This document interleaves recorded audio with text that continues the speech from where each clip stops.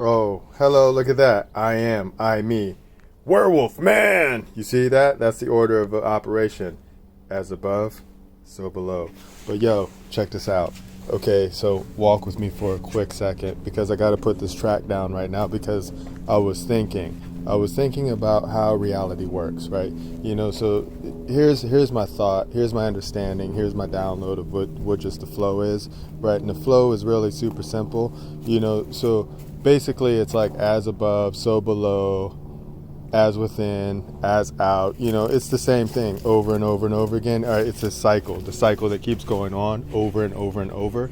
And it made me think because so I just spoke with my father, right, my biological father, right, and this man and I have not spoken in a very long time, like not since like 2004, right? It's now 2022, okay, so check this out. So I watch how he writes like me, right? And then the way that he organizes his words are very similar. And then he says things like one, right? And then he was speaking about his grandfather, not his grandfather, but my grandfather, which would be his father, right?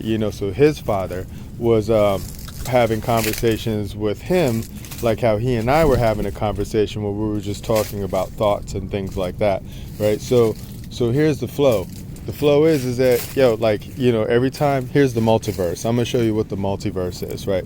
So every time a man or a woman reproduces, they reproduce a new energy that is a part of them, but it is something new. It is an alternate version of what they would be in a different universe, hence the multiverse, right? So the multiverse is the children, right? So our multiverse is literally the children, right? So as we show the children how to be in the future, it creates a different future for what we would want to be, which we become in another future, because we're all cycling through, right? It's a cycle, man. So if we want a good future, then we give the kids not the kids, but we give the children a good future, and then that creates a good future that'll reproduce as time goes on.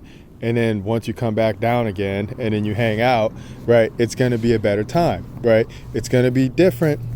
It's going to be it's going to be fun, right? So then you can just do this over and over and over again. And then as you share with other people, right, because if you know this, you don't even have to tell anybody, right, that, yeah, you're part of the multiverse because you are the multiverse, right? And then your children and your offspring, they're going to be the vessels that you end up getting back into the future.